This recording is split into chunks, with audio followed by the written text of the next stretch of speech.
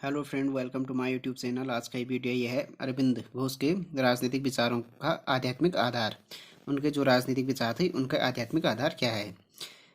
अरविंद घोष एक राजनीतिक चिंतक होने के साथ साथ एक आध्यात्मिक पुरुष व योगी भी थे। उन्होंने भारत की स्वतंत्रता के लिए सक्रिय योगदान दिया और उसके बाद आध्यात्मवाद का राष्ट्र अपनाकर अ, इसके द्वारा ही अध्यात्मवाद का रास्ता अपनाकर इसके द्वारा ही भारत की स्वतंत्रता के लिए प्रयास करते रहे।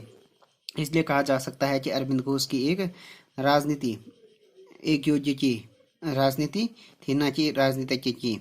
तो अरविंद घोष की जो राजनीति थी वो एक योगी की राजनीति थी, ना कि एक राजनीतिज्ञ की। उनके संपूर्ण चिंतन का आधार उनकी आध्यात्मिक विश्वास है। उनके राजनीतिक विचारों का आध्यात्मिक आधार निम्नलिखित बातों से जाना जा सकता है।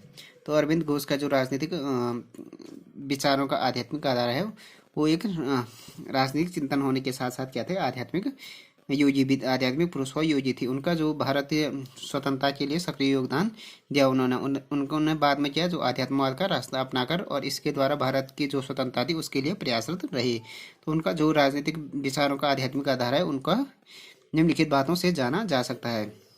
फर्स्ट हो गया राष्ट्रवाद के प्रति उनके विचारकों का आध्यात्मिक आधार। उनके लिए भारत एक भौगोलिक इकाई या जनसमूह मात्र न होकर आध्यात्मिकता का केंद्र था। उनके लिए क्या था, भारत क्या था, आध्यात्मिकता का केंद्र था, केवल जनसमूह या भौगोलिक इकाई नहीं थे। उन्होंने स्वयं कहा है कि राष्ट्रवाद एक धर्म है जो परमात्मा की देन है। यह परमात्मा की शक्ति के आधार पर जीवित रहता है, इसे किसी शस्त्र द्वारा कुचलना संभव नहीं है। उन्होंने लिखा है कि राष्ट्रवाद देश में दैवी एकता को प्राप्त करने की महत्वाकांक्षा है। वह ऐसी एकता है जिसमें विधिवत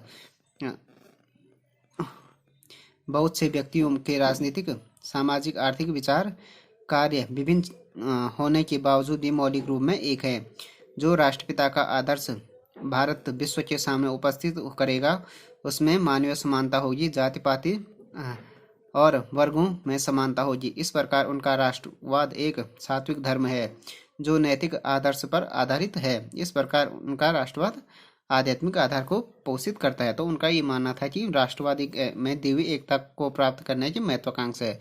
वो एक ऐसी एकता है जिसमें क्या हो विधिवत बहुत से व्यक्तियों के राजनीतिक, सामाजिक, आर्थिक व कार्य विभिन्न होने के बावजूद भी मौलिक रूप में एक है। जो राष्ट्रपिता का आदर्श भारत विश्व के सामने उपस्थित करेगा उसमें क्या हो, मान्य समानता होगी और जिसमें क्या ऊंच नीच के और वर्गों में कोई समानता नहीं होगी। सॉरी, जिसमें क्या नहीं होगा, ऊंच नीच और क्या नहीं होगा, ऊंच नीच भेदभाव नहीं होगा। कुल मिलाकर यह है जिसमें जाति पाति और वर्गों में समानता होगी, सब लोग समान माने जाएंगे। भारतीय स्वतंत्रता संबंधी उनके विचारों का आध्यात्मिक आधार। अरविंद का मानना था कि स्वतंत्रता का अर्थ राजनीतिक बंधनों से छुटकारा पाना ही नहीं अपितु आध्यात्मिकता की शिक्षा देना भी है। पराधीन भारत अन्य स्वतंत्र राष्ट्रों का पथ प्रदर्शक नहीं बन सकता, इसलिए स्वतंत्रता प्राप्त करना बहुत जरूरी है। इसके लिए गीता, वेदों व उपनिषदों के बताए गए मार्ग का अनुसरण करना चाहिए। तो अरविंद घोष का कि स्वतंत्रता का अर्थ केवल क्या राजनीतिक बंधनों से छुटकारा पाना नहीं है, बल्कि क्या है, आध्यात्मिकता की शिक्षा देना भी है। पराधीन भारत अन्य राष्ट्रों का पथ प्रदर्शक नहीं बन सकता, इसलिए स्वतंत्रता की प्राप्ति करना बहुत जरूरी है। इसके लिए गीता, वेदों व उपनिषदों के बनाए गए मार्ग का अनुसरण करना चाहिए। तीसरा हो गया मानव जाति के प्रति सकारात्मक रुख। अरविंद का मानना था कि मनुष्य को अपने जीवन में आशावान बनना चाहिए। यह संसार दुखों का सागर नहीं है, इसमें सुखों की असीम मात्रा है। व्यक्ति को दुख बीतने का तथा सुख के आगमन की प्रतीक्षा करनी चाहिए। इस तरह उन्होंने आध्यात्मवाद और भौतिकवाद का समन्वय किया है। तो आदमी को क्या करना चाहिए, अपने जीवन के प्रति पॉजिटिव रहना चाहिए। ये संसार केवल दुखों का सागर नहीं बल्कि असीम सुखों की मात्रा भी है। व्यक्ति को दुख बीतना तथा सुख के आगमन की प्रतीक्षा करनी चाहिए। इस तरह उन्होंने आध्यात्मवाद और भौतिकवाद का समन्वय किया है। अब हो गया मानव स्वतंत्रता के प्रति आध्यात्मिक दृष्टिकोण। अरविंद घोष ने स्वतंत्रता के दो पक्ष, आंतरिक व बाहरी स्वतंत्रता माना है। आंतरिक स्वतंत्रता से स्वतंत्र इच्छानुसार अपने गुणों को विकसित करने का नाम दिया। तो आंतरिक स्वतंत्रता में क्या है, से अपनी इच्छानुसार क्या है, स्वतंत्र इच्छा अनुसार के अपने गुणों का विकास करने का नाम दिया है। बाह्य स्वतंत्रता से उनका प्राय सामाजिक, आर्थिक व राजनीतिक स्वतंत्रता से था। इन दोनों स्वतंत्रताओं में समन्वय स्थापित करना चाहते थे और आंतरिक स्वतंत्रता को ज़्यादा महत्व देते थे। अरविंद घोष उन्होंने कहा है कि जहाँ बाह्य स्वतंत्रता भौतिक जगत का प्रतीक है, वहीं आंतरिक स्वतंत्रता आध्यात्मवाद का प्रतीक है। अब हो गया मानवीय एकता के आदर्श का आध्यात्मिक आधार। अरविंद घोष ने मानवीय एकता के आदर्श को अपनी प्रसिद्ध रचना the ideal of human unity में प्रस्तुत किया है।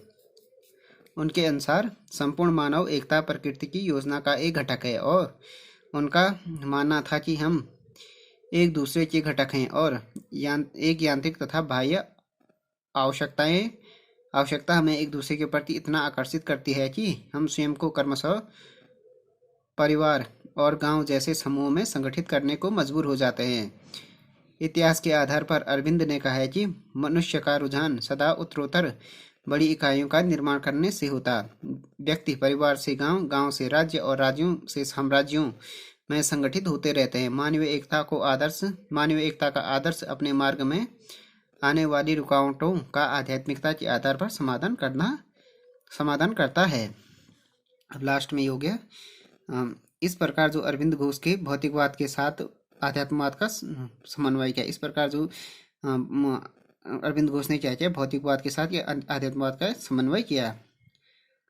पांडिचेरी में आध्यात्मिक साधना में लीन रहते हुए उन्होंने भारत व संसार की भौतिक घटनाओं के प्रति चिंता रही उनकी। उनका मानना था कि ईश्वर प्रत्येक कण में निवास करता है। ज्यों हम आध्यात्मवाद की तरफ बढ़ते हैं, मानव का आदर्श प्राप्त करना सरल होता जाता है। तो फ्रेंड्स, ये वीडियो हो गया अरविंद घोष के राजनीतिक विचार का जो आध्यात्मिक आधार है उसके बारे में हो गया ये। Thanks for watching this video. If you like this video, please subscribe my channel and like, share and comment on this video.